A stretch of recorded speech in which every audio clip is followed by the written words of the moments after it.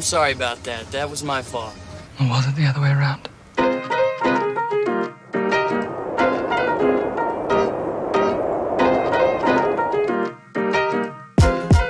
In this video, we're going to be looking at the 70mm 4K A810 HDR DashCam. It includes everything you're going to need, including instruction manuals and these static clean little plastic pieces that you put on before you adhere the camera onto your windshield, which just makes it easy for removal later. Here is the main 4K camera unit. It is well constructed, has plenty of ventilation. I did not hear any fan inside, but there's plenty of ventilation. You've got a power button on the side there. You've got a beautiful screen. It is not a touch screen, which is actually kind of a good thing because you're going to get a better, higher resolution on this camera. You do have 4 custom buttons on the bottom, 2 inputs on the side, along with a micro SD card. The one on the far left here is going to be the audio video input. Then you have the micro SD card slot on the far right. And in the middle there is the USB Type-C power cable. This is the rear camera. And I gotta say, it's well constructed for a rear camera. I'm noticing these days that a lot of dash cam companies are just using the same generic rear camera, but this one actually uses a true audio video input instead of an analog plug. You also are going to get the audio video cable, which looks to me like a mini HDMI cable connection there. This is the backplate for the main 4K camera front unit, and it does just slide right in there, which makes it easy for you to remove it from the vehicle if you ever wanted to, leaving the mounting adhered to the windshield. You also are going to get a USB Type-C to USB Type-A power plug. They also include this plastic trim removal tool to help you run that cabling, and they include a 12-volt accessory port USB power adapter so that you can not only power your dash cam, but another USB device as well. Now you can also have the hardware kit sent included with the bundle. There are options on their website to include this as well. And this is going to give you the features of the parking surveillance, which is pretty important in my case. So this is going to help you regulate the power management of it. And this is everything that you get included with the A810 HDR dash cam set, without the hardware kit. This is a 4K UHD resolution Sony STARVIS 2 camera on the front. It has an HDR rear camera recording, or you could opt to use the second camera as an interior camera. Now, first thing I recommend that you do is plug this into a 5-volt power source inside before going into your car. This will allow you to set up everything and verify that everything is working before you go to all the work of installing it and running cables. The indicator light here on the front here just gives you some quick indications of what's going on with the camera, and you can activate your warranty with that QR code. You can also go through this little onboarding tips and instructions and set up your date and time. I kind of chuckled when I saw that it says timestamp errors will affect forensic. Yes, make sure you get the date and time correct. Next, we need to insert the memory card. So get yourself a micro SD card. The camera does not include one, but for being under $200, I wouldn't expect it to. There's so much in this bundle. And the first thing that's gonna have you do is format that SD card. So go ahead and format it. Of course, if you have anything else on that SD card, you will lose it because it's going to erase the whole thing, and set it up to be used for continuous recording from your dash cam. Once I finished formatting, we were ready to connect the secondary or backup camera, and that is simply done by plugging in the cable to the main unit and then connecting the rear camera into the long extension cable so you can run it from the front of your vehicle to the back of your vehicle. It only took a couple of seconds for it to recognize that there was the secondary camera plugged in, and then you can use this far left button to toggle between the main front camera and the rear camera. I loved how fast it was. I've used some other dash cams and it does take a while to toggle between the two, but this one was super fast.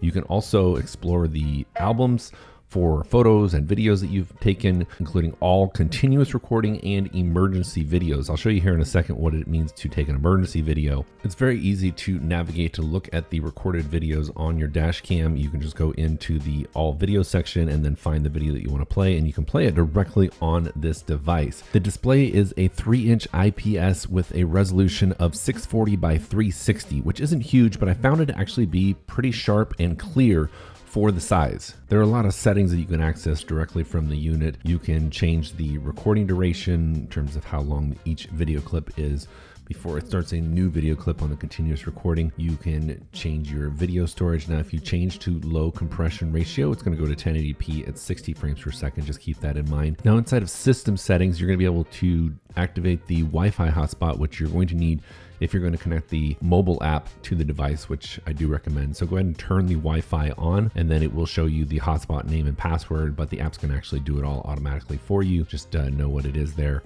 And I personally leave this as that the Wi-Fi, it just will be on every time the device comes on, because I want to be able to just connect to it from my mobile device anytime I want. You can change how often, if you want the screen to turn off at a certain time or just stay on. I personally just keep it on, and you can also choose when it's going to automatically shut off.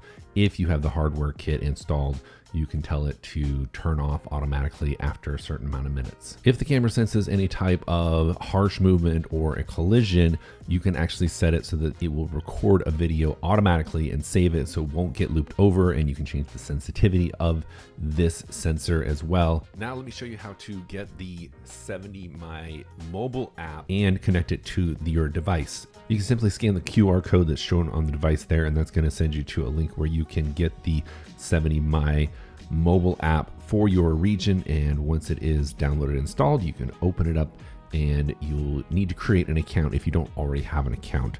So it's a simple process to create an account. Just put in your email address, and they're going to send you a verification code. Once you click that get verification code little icon there, go over to your email, grab your verification code. This verification code is obviously already expired, so don't try to use it. Paste that in there to the verification place, and then create your password, whatever you want your password to be. Then check the two little boxes and click submit, and this will create your 70My user account, and you're ready to actually add the device. So you're just going to click on the little plus icon there to add a new device. You're going to select the dash cam with a screen, because that's what you have, and you're going to need to cut to the Wi-Fi after you've turned it on. Now in a previous step, I already turned this on, so it automatically recognized it, and I just needed to verify it on the dash cam itself that I did want to connect to it. It was super straightforward and easy. Once you get to this stage, just click on the little join icon. Now I am showing you an iOS device, but it works very similarly on an Android device. And once I had it set up, I was already streaming the live feed directly from the camera to my mobile app, and I could switch back and forth between the secondary camera or rear camera and the main unit. Now notice that it does not show the feed on the camera screen itself. It does go directly to your phone. You can exit out of this live feed mode and go into the 3 lines there menu and access all the same settings that you had inside the device as well. So you can access them directly from the camera or from the mobile app. I find that changing settings through the mobile app, of course, is a lot easier and more straightforward than trying to navigate it on the device itself. I do recommend that you check for a software update. There was a software update that needed to be installed when I was first setting this up, and it went as smoothly as I would expect it to. I was able to install the update, send it directly to the camera. It did not take long at all. It got pushed directly to the camera, and boom, there we go. We are successfully updated, and it will restart on its own.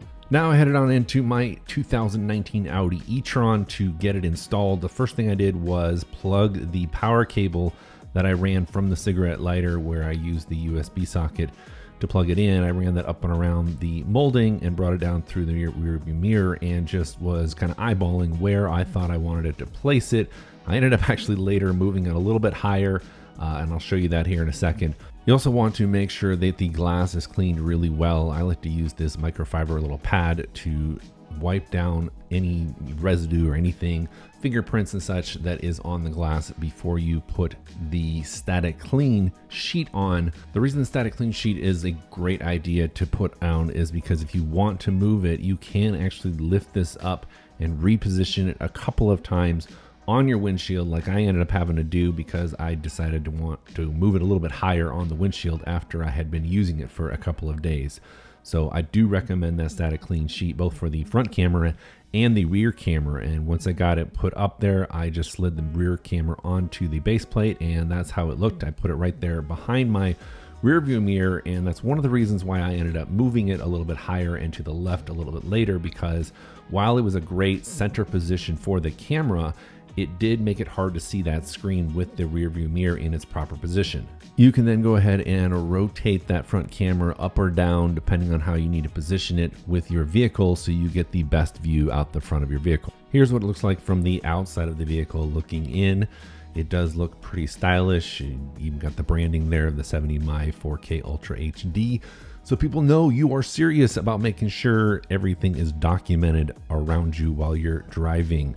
Speaking of driving, this is what it looks like from the inside, and when you have it on and running, you can actually, the little flag icon there, you can click on that little flag button to activate the emergency recording or manual recording anytime you want. And what's cool about it is it does pick up the first 2 seconds before you hit that record button. And here's the actual recording of that when I hit that little emergency recording button, so you can see the quality here. Now this is in 1080p that you're watching it on YouTube, but it is a 4K image and it does look amazingly sharp, especially when I viewed it on my 4K monitor. I was just blown away by the color clarity and the detail in these video clips. One of the sharpest 4K video feeds that I've seen in a dash cam. There are 2 ways to access the video files. You can pull the micro SD card out of the camera and stick it into your laptop or computer and access all the video files directly from there, and they are very well organized inside of the SD card. You can also go in the mobile app into the media gallery, review all the video clips right there, fast forward them, scrub through them, find out what you actually want to download and save, and directly from here you can click on the download button there in the bottom middle. And you also have the option to put some RS visual effects, which I'll show you here in a second what those look like, but it does download directly to your phone. It is over Wi-Fi, so it's fast, but not crazy fast, but it does save it directly to your photo album. Example of the RS visual effects that you can overlay on any of your videos when you export them, or actually even after you've exported them, you still can add them to your video, but it does put a lot of information on the screen like you see here, and this is where I almost got into an accident.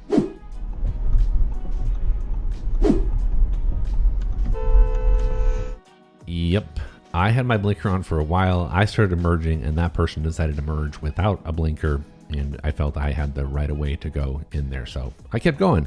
Along with all the telemetry that you can overlay onto the video, the 70mm 4K dash cam also has some very powerful AI features built into it, specifically the AI motion in the parking surveillance mode that will really monitor your car and vehicle and alert you to suspicious activity.